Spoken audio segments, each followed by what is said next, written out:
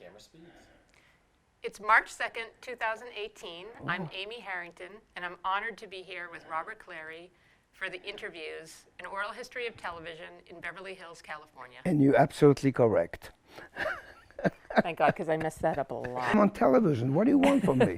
Newbie. Newbie is right. Go ahead and speed. Okay. Speed. He's good? Okay.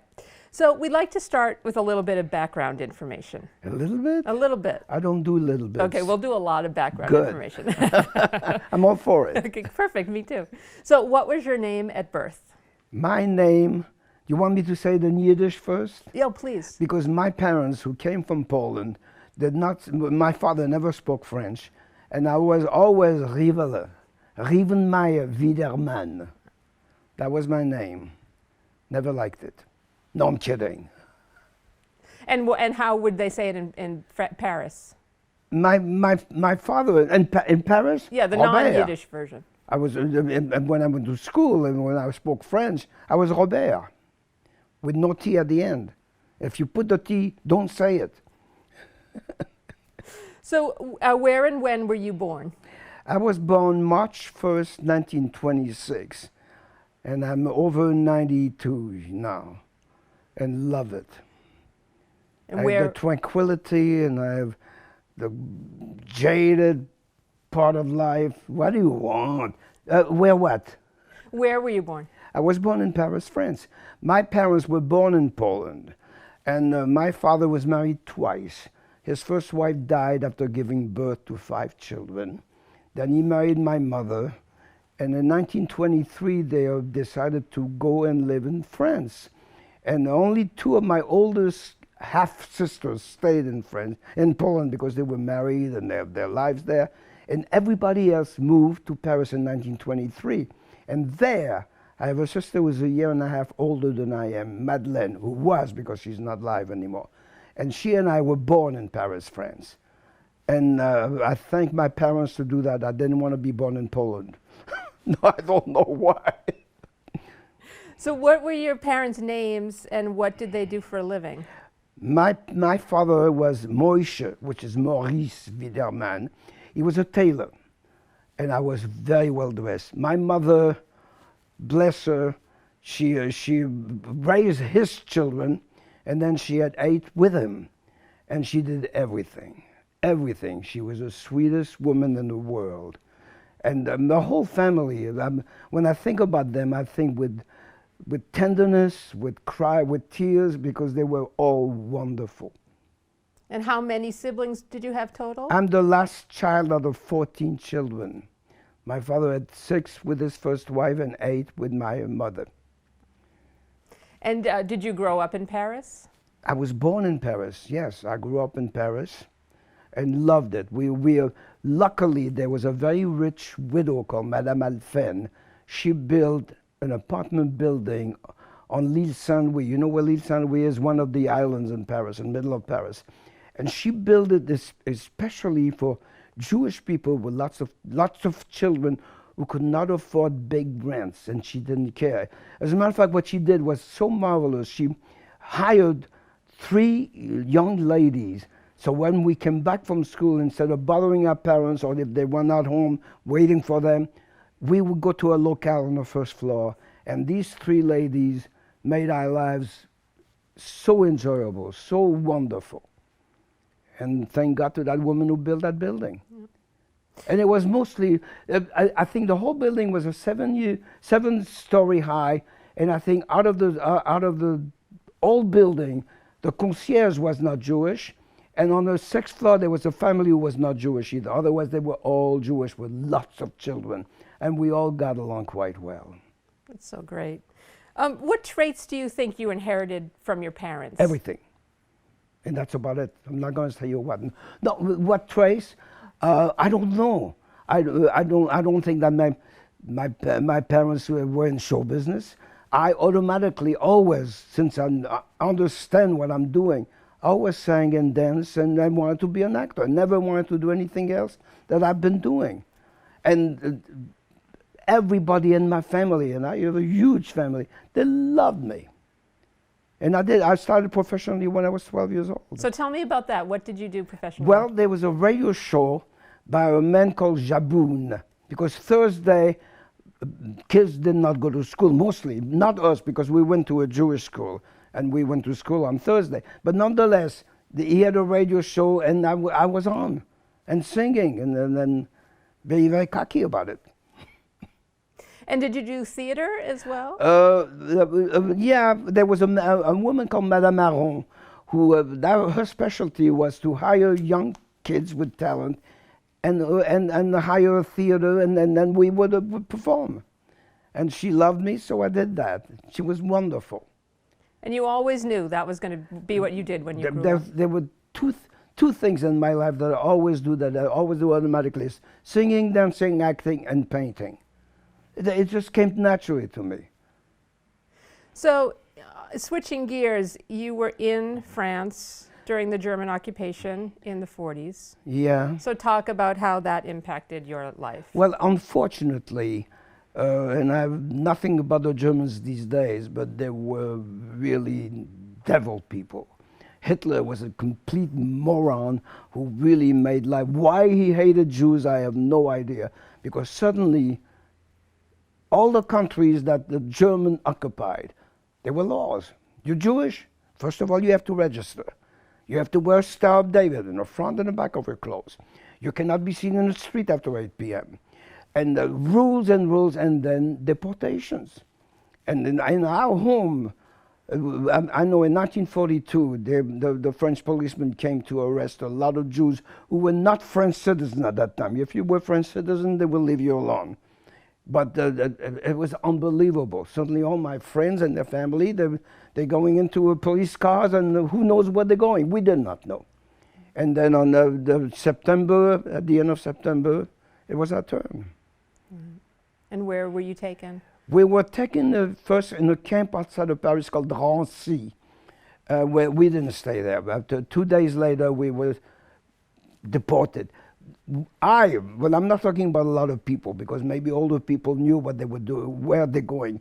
I did not know that once we're in a car, we're going to go to Germany and kill in the gas chambers. And that's exactly what they did. They needed, the reason we are alive, the ones who are survived, is because their soldier, the German soldier, were occupying Europe, so they needed people to work. And if you were able to work in their factories, then they will not kill you for the moment. But the others, I mean, it's like I'm seeing it today when we arrive in a place called Kozel, which is the border of Poland and Czechoslovakia. And they open the wagons and say, down. And I was 16 years old, I looked like 12. And I went down with one of my brother-in-law, because my parents didn't. My father was already 72. He was too old, and one soldier looked at me on the ground and said, "Go back on the train." And my lucky, it's fate and it's luck. I stayed in the front of the open the train and passing water for the people, because we didn't drink for 3 days. It was awful. And then another soldier came and said, "How old are you?" And somebody answered for me, "He's 16. Down!" And if he didn't say that, I would have gone to the gas chamber with my parents. And that person who said, "Down," saved my life. Incredible. I was very lucky to be insouciant, not really believing what situation it was, how terrible it was. And that's a plus for me, because it helped me to survive. And since I was in a business since I was 12 years old, that's how I survived in a camp. I sang for my inmates. I got a piece of bread extra from the chef who worked in the kitchen. And I did my first camp was called Otmut, and we worked in a shoe factory, and we made wooden heels. And I was in a machine. There was a big room, and I was my turn when the hill comes. I had to put a piece of rubber or leather on the back, and all day long, because it was so noisy, I sang. Nobody heard me, and that's how I survived. Really, my mentality was, I'm glad I was unconscious about what was happening. I did not know about gas chamber. I did not know that my mother and father and my sister went directly to the gas chambers when they arrived in Auschwitz. I did not know that. I thought it was somewhere like I am in a camp and hoping that they're going to survive.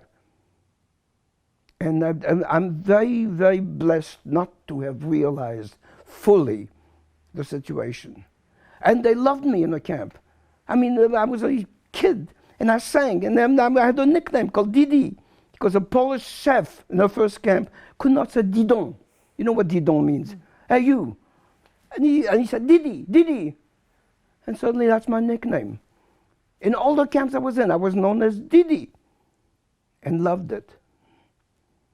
And I met some wonderful people. There was a Czechoslovakian, Jerry Zak, in Buchenwald, who saved my life there. In Buchenwald, when was my last camp, I was there. It was near the end of the war. And again, the Germans wanted to march again. And this man, Zak, hid me. And that's how I survived. I was liberated in Buchenwald in 1945. Talk about that day. We, somehow, I don't know how they knew, I didn't, but they knew that the war was going to be lost by the Germans and the English people and the Americans are coming. But that day, suddenly there are no German soldiers and guarding us, nobody. It's quiet, and that was the day. And I had two Frenchmen in that Czechoslovakian who were close, who saved my life there. And we walked out, free men, without looking at the soldiers behind us. It was unbelievable. Unbelievable. And because of my Frenchmen, my French friends, I stayed with them, and I went back to Paris. Where else am I going to go? And I didn't think I would find anybody. And we arrive in Paris, we are taken to a hotel, and the first person I see,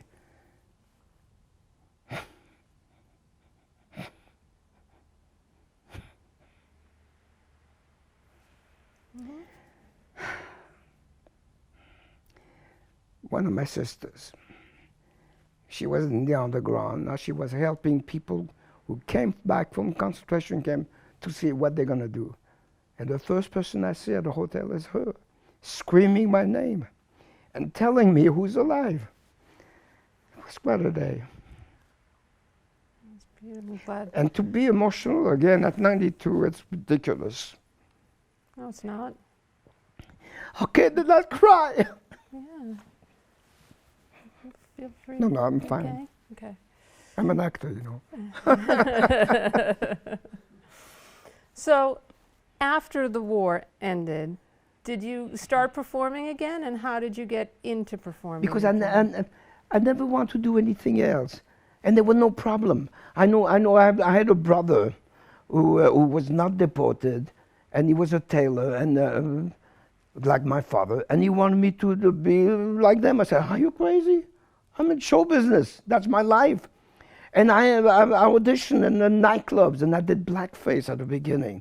And the reason I love to see movies with Al Jolson and Eddie Cantor doing the blackface. And I said, nobody's doing it here. I'll be the only one.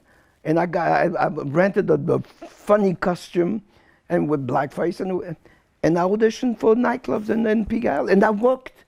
I'm not lucky, I was lucky. Because at one time, there was a man called Fernand Clary who had a big orchestra. And he heard me sing, he said, I would like you to be my band singer. And we worked in a big dance hall called the Olympia. And it was wonderful. How did people react to that routine? Which routine? The blackface? Yeah. They loved it. As I said, I was the only one in France who did blackface. And at the time it was still... And I tap dance. Badly, but I tap dance. I don't think you do anything badly. I don't believe that. Yeah, but I love it. I love doing it badly. No. Because at the time that wasn't necessarily as controversial a thing as it is now. right? That Well, kind of first act. of all, the French people are not like in America, when there's a big percentage of people who do not like black people, and I don't understand why. But not in France. They were more liberal. They So- didn't like Jews, but the other was very liberal. And at that point, were you performing as Robert Clary? Well, Robert? yeah, and I'll tell you how I got that name. We were on roll calls in all camps, but in Buchenwald we were on roll calls. We met two Frenchmen, and we were. It was near the end of the war. I didn't know about it, and we were talking. And I said to them, if we are free, if we are liberated, I'm going to go back in show business, but I cannot be called Robert Widerman. And we talked, and there was a very famous movie that Sacha Guitry done about Désiré Clary. And one of the guys, I don't know if it's Claude Francis Boeuf or Yves Dario, said, Robert Clary. That's a good name for you, Robert Clary. That's how I got the name. And road call in Buchenwald. I became Robert Clary, and I loved it. And so you used that as soon as you started performing again? Yeah. And it became legally, and I'm tossed about it. As I grow older, I wouldn't mind being called Widerman. I really wouldn't. Fine, you want to call me Robert Widerman? Fine. But Robert Clary, it was very French, and it helped my career. So you also started recording in France, right? Well, the reason I recorded, I was working in a big dance hall at the Olympia, and there was a strike of musicians in the United States that didn't want to do any recording. There's a man called Harry Bluestone who went to France to do some recordings there, and somebody told him, go to the Olympia, there's a wonderful girl singer, you should record her. And she was, Yolande Cora was wonderful. And then he goes there with an interpreter, and he listened to her, and he listens to me, and he said to his interpreter, get that kid, I want to talk to him. And naturally, the interpreter told me what he was asking me. He said, I want to record you for America. Really? Who I adored Fred Astaire and Ginger Rogers, and me, you're going to record for America? And he taught me the songs. We did 4 songs.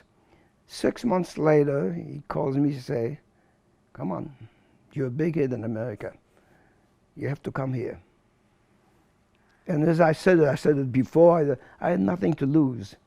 I was the only child in my family who was not married, who was single. They were all there all their lives, and some of them died in concentration camp. And I had nothing to lose. I said, yeah, America. And I don't regret 1 second of it. I had to learn the language, but it was fine. And people loved me for that record. It was called Put Your Shoes on Lucy on one side and Johnny Get Your Girl on the other side. Want me to sing the words? Sing it? Please. Johnny, get your girl, tap her on the shoulder. Tap her on the shoulder, say you like to hold her. Big hit. Put your shoes on, Lucy, don't you know you're in the city? You know that song? I have to admit, Big hit! I watched it. Big hit! And I came to America, and I couldn't be more luckier than that. I had a great life here. What year did you move here, and where did you move? When I arrived in America, it was in 1949. I lived in New York for a long time, and I loved it.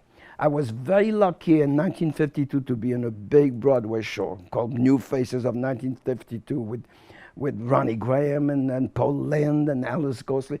Great, Eartha Kitt. It was fantastic.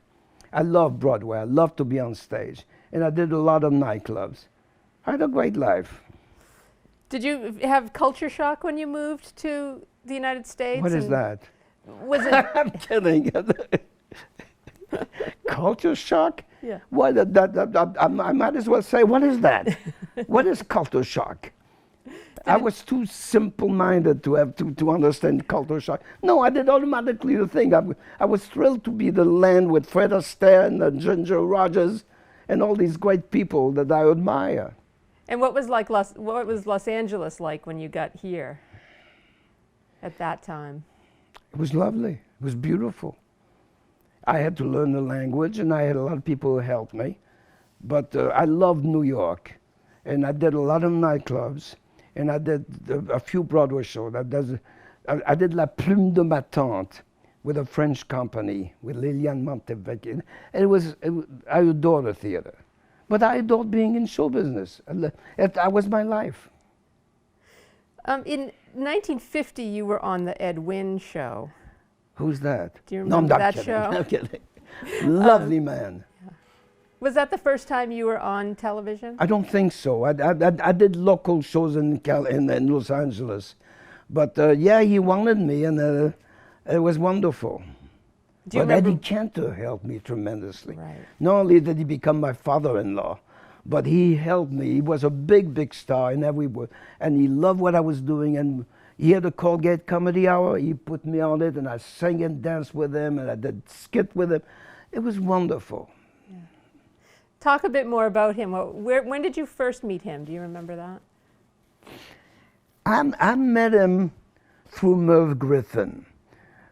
I was singing in Paris in that dance hall, and somehow he was there one day, and he said, I don't know exactly how it happened, but Merv had a secretary who was my wife's closest friend, Jean Plant, and we became so close, all of us, and they opened my life with joy, really.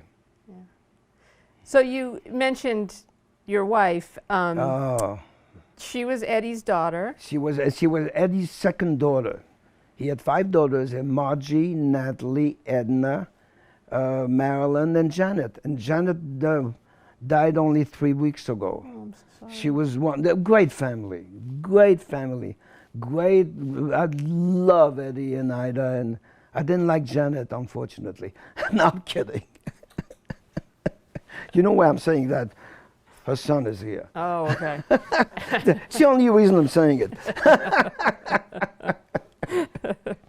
I have a sarcastic sense of humor, and I love it. I love it too. I love it. I mean, you know, it makes your life okay. What do you want? Nothing. What were those early television experiences like? How did you kind of figure out how to do it if you'd never done it before? It came naturally. It's like painting. It's like singing and dancing. There were no problem. I enjoyed it because that was my life.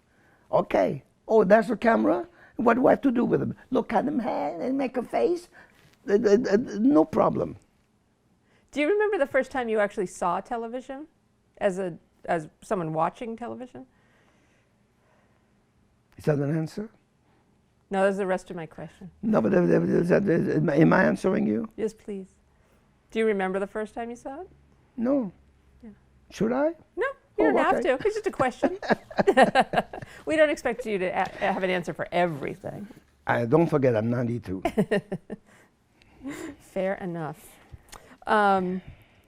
So you mentioned New Faces. Oh. You were in the film version of that as well. And it was the first CinemaScope musical that came out, and it was a big hit, tremendous hit. It's great. Yeah, the joy of it, because Leonard Silman, who was the producer of New Faces, knew how to cast the people. There was not one person in the cast who was just, all wonderful. From Ronnie Graham to Eartha Kitt to Paul Lynde, they were all marvelous. Alice Ghostley, what a great joy to work every day with them. And I love live audience, I love theater, love to be on stage. What do you like about it? Everything, the response, the thing that you hear when you give them something and they applaud, or they laugh, or they say boo. Did you work with Mel Brooks at all I love him. when he was the writer on We're that? very close friends. Yes, he wrote, if I'm correct, I think he wrote a few Hogan Zeros, but we became very close friends. He and Carl Reiner and I are very close friends, and they're lovely people. Yeah. And Anne Bancroft was wonderful. You worked with her as well, right? Yeah, he was married to her, and a great woman. Yeah. In 1958, you were What's on... that? 1958? Oh, A while ago. okay, good. What, We'll what did I travel do back. in 58? You were on the Gary Moore Show many times. Yeah, well, I did a lot of television, but Yeah. Gary was great. I mean, he liked what I did. I sang a lot, and it was wonderful because it was a big show. The Gary Moore Show was a big hit. And you were on it quite a bit. You were Yeah. on twice a week for Yeah. a few months. Yeah. Yeah. What was... Am I impressed about it? Yeah. No, he was wonderful to work with. Talk more about Gary. What was your interaction with him like? What... He was a very gentle guy, very generous with his guests. So it was no problem, and he let me sing, he let me dance. It was wonderful. Did you ever have any interaction with any of the writers like Buck Henry or Woody Allen? No. Yeah. And how about the producers on that show? Bob Banner, Sylvester Weaver, Joe Hamilton. Any memories of working with them? Those are names that I hear, but I don't remember any of them. Yeah. And they don't remember any of me either. And Carol Burnett was on that show. Did you work with what her? What a lovely woman, really. I mean, to be achieving a career like that's great. Yeah. You did a lot of variety shows. Yes, I did. Were you? And a lot of soap opera too. Yeah, we're going to talk about that Okay. for sure. On the variety shows, were you mostly singing the songs that you had recorded for Capitol Records? Or? It depends. Some people wanted me to record those songs that I recorded. Some people say, let's do Gershwin, let's do this. I was open-minded, fine. Loved the challenge. Do you recall any like memorable mishaps from being on live TV in those days? No, not really. No. No. Went smoothly for you. That's a good thing to be 92. Mess? What? What are you talking about? That's great. Not many people can say that. No, it's a waste of time. Yeah, absolutely. So then in 1965, you got a big part and you were cast as LeBeau on Hogan's Heroes. So how did you get cast on that show? The producer wanted me because I did say he knew who I was, and when my agent said, "Go, Ed Feldman wants to talk to you about a pilot they're doing," and I went to see him. He said, "Listen, we're doing a show about prisoner of war, and you're perfect for it. You don't have to read for me. You want the part of LeBeau, it's yours." I said, "Thank you very much," and I'm glad I did, with a great cast. Great cast, all of them, including Bob Crane. Yeah. Why am I saying that? Because they were all liberal except him. Did that come up a lot on the set, politics? No, not really, but he was very dependable. He was a very good actor. The whole cast, Banner, Werner Klemperer, they were all wonderful. Richard Dawson, Larry Overs, Ivan Dixon. What a great group, and that the producer did it. What did you first think when you read that script and the premise of it? I was lucky to have it. Did any of your personal experience during the war? We didn't know anything. We didn't know if it's going to be a hit or not. It just worked out this way, which is great. Did you have any trepidation because of your personal experience? What's trepidation? Any reserve? That she's going to tell me what it is. You get me. You catch me every time. Oh yeah, great trepidation. I don't know what it is. And I'm not cocky. Well, sometimes. So you didn't, but you had no concerns having had your personal experience during the war. You didn't. No, because it had nothing to do with my past. I was never a soldier. I was never a prisoner of war.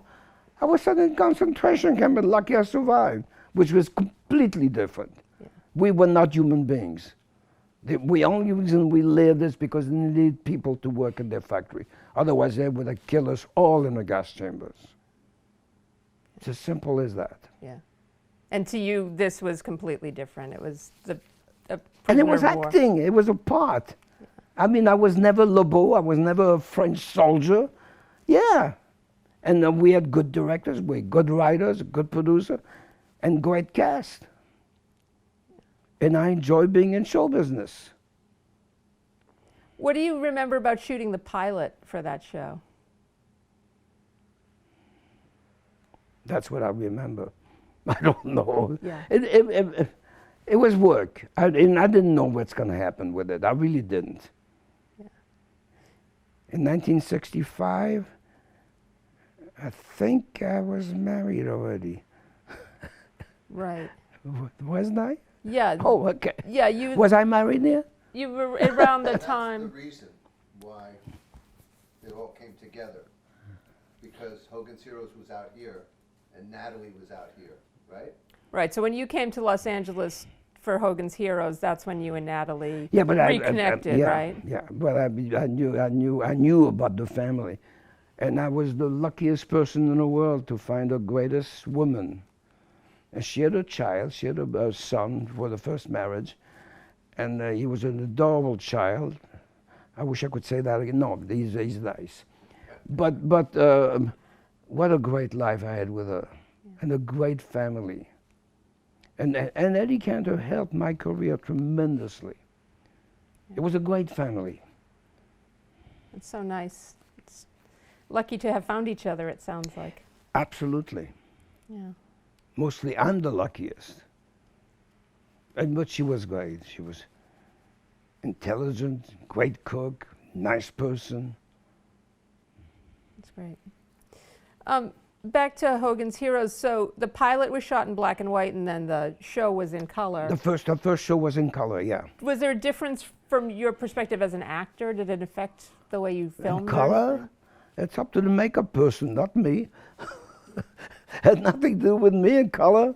No. No, luckily, Ed Feldman really hired the right people to be in it continuously. That's including directors and writers and choreographers. Everything was just perfect. And we got along quite well. There were no temperament. I mean, it was wonderful. Yeah. As a matter of fact, I don't know why CBS after 6 years said, that's it.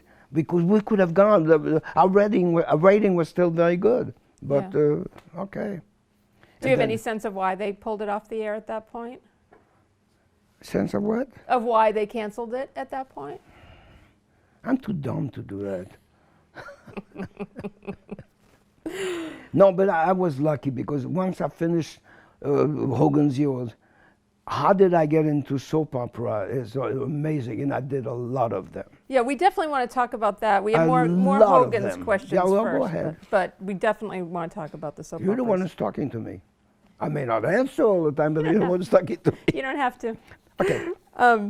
So how was Hogan's Heroes received when it first aired? Did the audiences like it? They loved it. That's it? They just loved it? They did. It was a big hit. Yeah. It was amazing. Amazing. I'm still called LeBeau these days. Did people still recognize you and call you LeBeau? They're crazy, but they do. No, they love the show. They love the show. Yeah. Why do you think that is? What do you think? Because it was a very well done show. Very witty, very well written, well directed, well acted. That's why. Yeah. It was entertaining. It was not morbid. So let's talk a little bit about Corporal Louis LeBeau. Why? Because people want to know. What do they want to know? Well, they wanted... He was small. Yes. He was a corporal. Yeah. And that's about it. No. What were his skills? What do they want to know? Well, like, what do you think LeBeau's skills were? All the heroes kind of had their own set of skills, and what made LeBeau special? Cuteness. For sure. That's what it was. That was the difference. Here's a Frenchman with a very thick French accent who's cute. And they're giving the right words to say. How are we going to do that, Colonel? I know how to say Colonel, but no, I said Colonel. Did they want you to play up a French accent, or did you? They didn't discard it. They didn't say, hey, I don't understand what you're saying. Say, Colonel is good. Did you bring any of your? I know that the setting was very different, but you were still in Germany during the war. Did you bring any of those personal experiences to the character? No, because it was completely different. I mean, if I want to bring character that what I went through it would be desperate, because it was a different life. I mean, prisoner of war, if they did not want to go to work, they didn't. If they wanted to sleep all day long, that's fine. You know, that it was a very, very different life. We were nothing in life. The only reason we survived, as I said before, is because they needed people to work in the factory. Otherwise, we would have all gone to what everybody, 6 million of us did, in the gas chambers. Mm.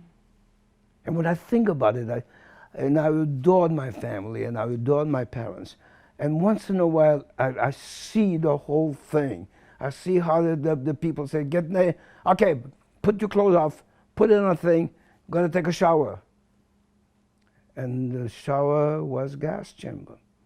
And you look at you picture the life, the crying, the screaming, the holding together before the last breath. It's terrible what they did. Why they hated Jews in those days, I cannot understand. Jealousy, I don't know what it is. We're human beings. Some of them are cocky, but it's the same thing with a lot of people.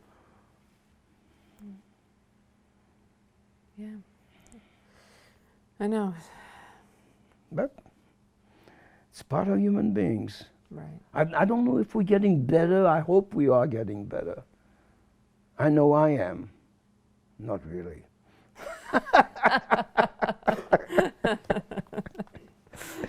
I do have a sense of humor, and I'm very, very happy to have it. Yeah. How do you think you do? Oh, I'm sorry. Yeah. What did she say? Robert, there's one thing that you told me that you used to do is when you did this, you remembered that you brought that from when you were in the camps, when you were holding yourself from the cold, right? Didn't you bring that into Hogan's Heroes? No. Okay. No, I don't think so. Yeah, we were wondering how shooting those cold German winters in Los Angeles. If you're an actor, yeah, and I'm pretending that I'm a good actor, it's cold. Okay, what am I going to do? I'm going to say, hey, here, look, I'm not cold. The pot says you're cold, so you play cold. Right. It's as simple as that. I was lucky. I was lucky in this business. We did do all the things I did. And I must say, with all the television that I did, the soap opera, my favorite was still the theater. Yeah. Or to be on stage. We did La Plume de Matin. We did 2 years on Broadway, 2 years on the road. It was fantastic. Yeah. So are you glad you got into television, or do you wish you had stayed? Of course, I'm glad to be in show business for so long. Mm. I really am. Because I enjoy being a personality and people knowing me. Hey, là-bas. No, Robert Clary. Do you ever get sick of being called LeBeau? No, why should I?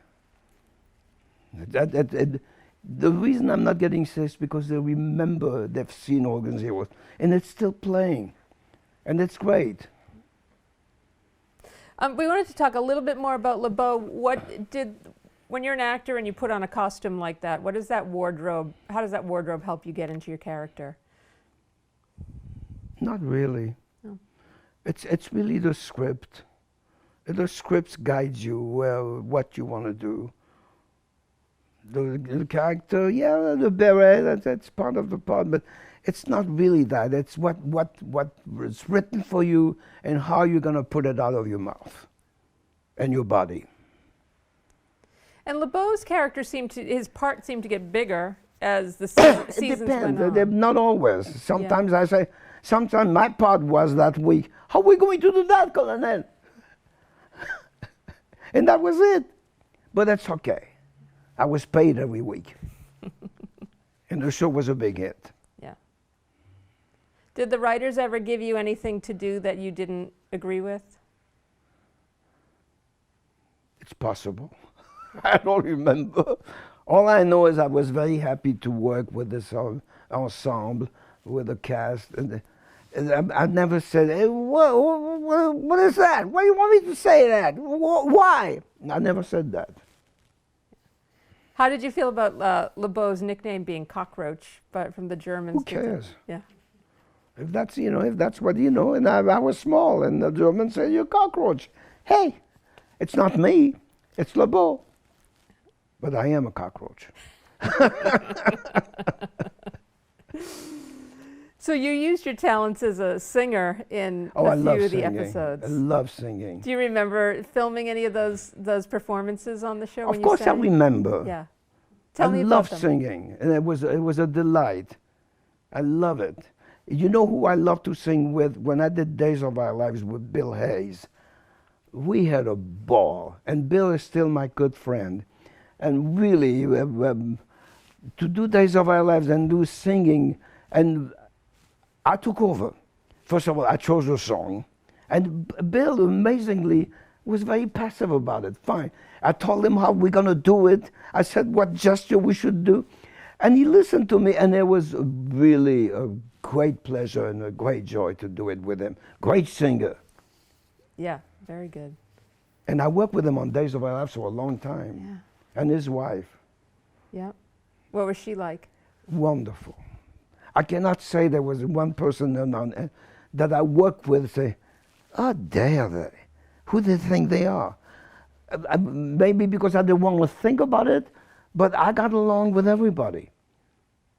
That's great. I think it is. Yeah. It's not everybody can say that. Hey, you know? that's their problem. Right. Let's talk a little bit about production on Hogan's Heroes. So, where did that show shoot? In Culver City at Desilu Studios. And once a week we would go outside, 40 acres. You know what 40 acres? Mm-hmm. Yeah.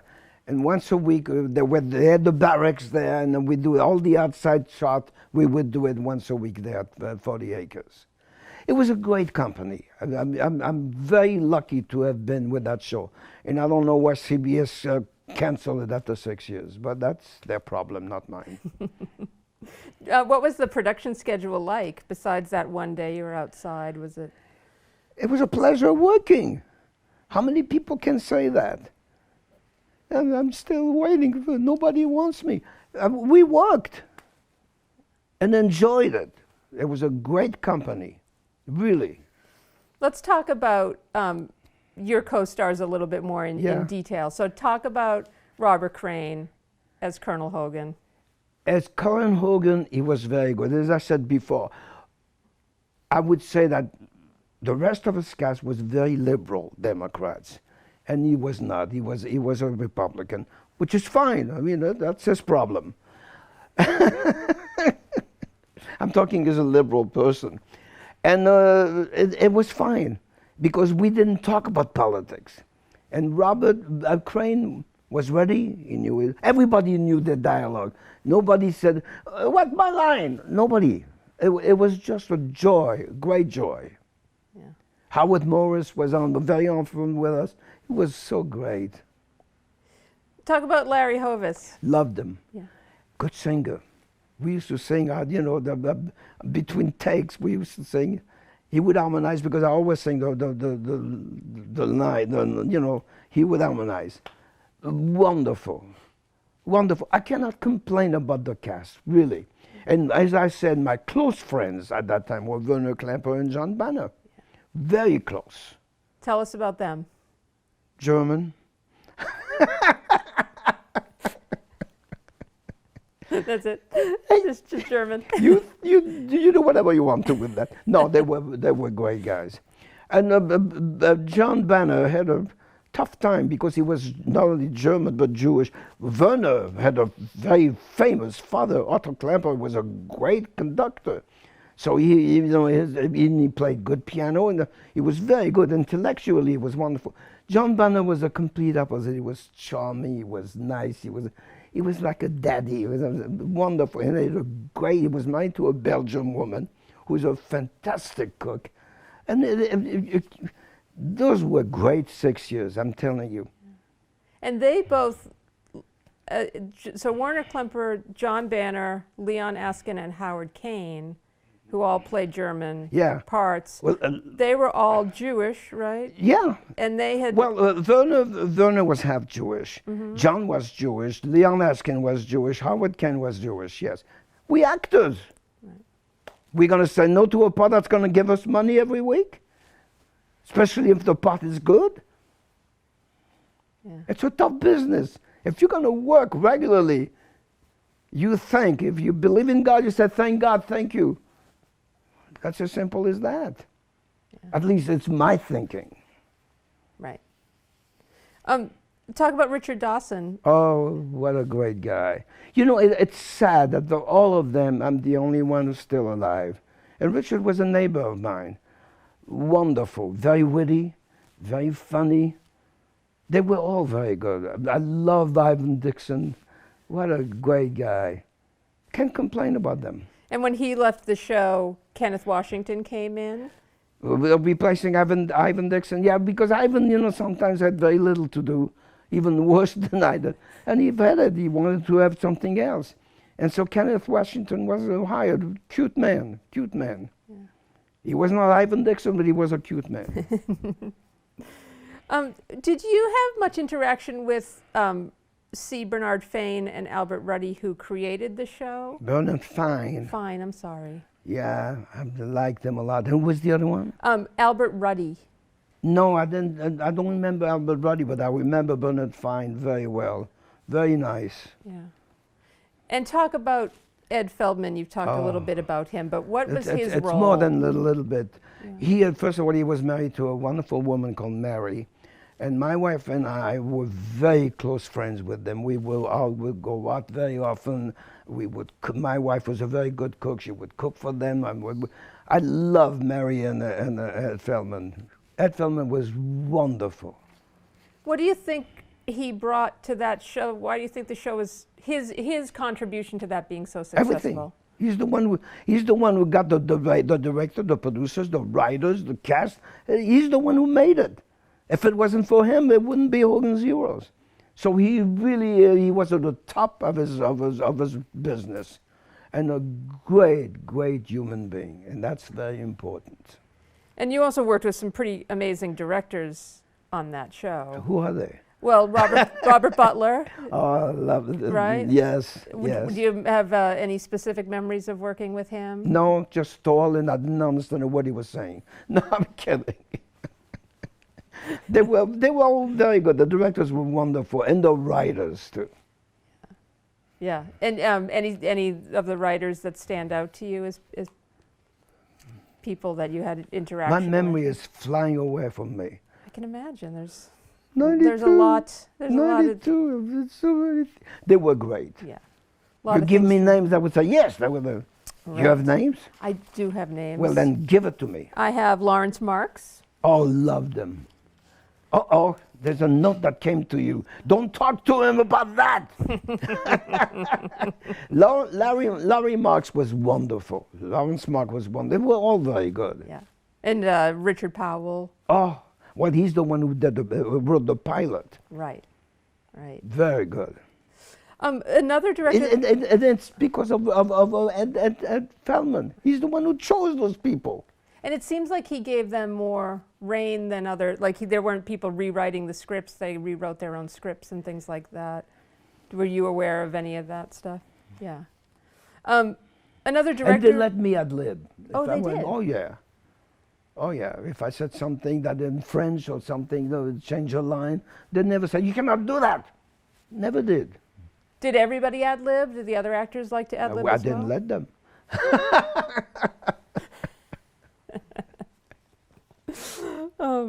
What? Another director we wanted to ask you about is Gene Reynolds. He's still my close friend. I love Gene. Gene was a great child actor. He was a fantastic director. It was a joy to work with him. And he knew how to handle us, and he did a lot of Hogan's Heroes. And I'm thrilled that we're still very close, and we do have lunch every Thursday. Gene Reynolds, That's so good great. guy, great career, great career. What did you like about directors? Like what Nothing. nothing? Did I see him smile? You know I don't mean that. What do I like what? Well, what did you like in a director? What kind of chemistry? If a director sees something that you did and said, that's very good, do it, continue that. And sometimes they would give you a hint of what you should do. That's the part of a very good director. So Hogan's became a very popular series. Yeah. Did you suddenly start to get recognized on the street? Who cares?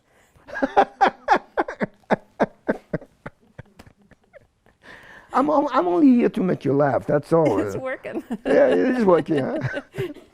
I mean, yes, it is. I'll be a complete idiot if I say no. Then nobody recognizes me.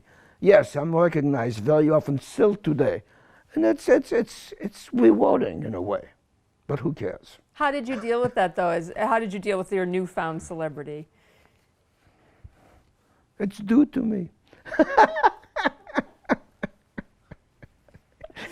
I love the way you shook your head. It's true. Yeah. Anybody with You your know, talent? it is remarkable because I know how difficult this business is, how lucky you are, even if you are talented, to be able to work. And a lot of people are not talented and they work a lot. But it's a tough business. The competition is enormous. And if you work a lot, hey, thank your family. Did you get a lot of fan mail? Maybe. And I do answer this. I still get fan mail. And my nephew is there watching quietly most of the time. He takes care of my fan mail. He takes care of my CDs. I love recording. I did 8 CDs.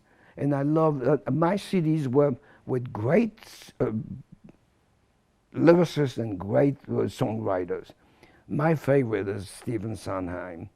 And I sent him one of I did half of it, Cole Porter and Stephen Sondheim, and he sent me the most beautiful letter. It was unbelievable, and he's really, to me, he's the genius of all time. That's incredible. It really, his letter, you'll see it in the kitchen, it's absolutely beautiful. What did he say? He said, you want to bring that thing so I can read it for you? It's very short, but boy, is it, I'll read it for you. It's remarkable. Thank you. Stephen said, and you wrote it on June 4th, 2001. Dear Robert, I finally had a chance to listen to your CD and liked it a lot. It's rare that musicians give decent jazz interpretations of my song. Yours are terrific. Thanks, Stephen. Wow. That's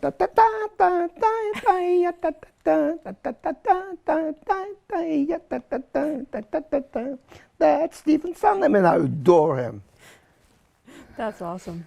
Isn't that nice? Yeah, that's incredible. That's why it's hanging on my kitchen. I would hang it too. I mean, because I adore. I'm very aware of those great musicians, those great lyricists and composers like Jerome Kern and Richard Rogers, whom I met. It's fantastic. Well, you interpret their songs so well. Because to me, a song, don't fool around with the melody. Listen to what you're singing. Believe in what you're singing. That's the way it's going to work. Try to get the right tempo for the song and the interpretation, and have good people playing. John Rugby played for me for 8 years. He did 8 CDs with me. He was unbelievable. I made him, when we rehearsed, I gave him a hard time, but it was worthwhile. When we went to the studio, we both know exactly what we wanted to do, and it was great. That's awesome. Do you have a favorite episode of Hogan's Heroes? No. No. No. Yeah.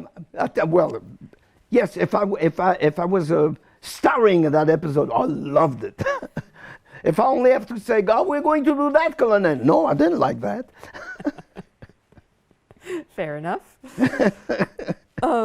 So we already talked about the fact that the show was canceled after 6 seasons. I don't understand why, because as I said, the rating was still good.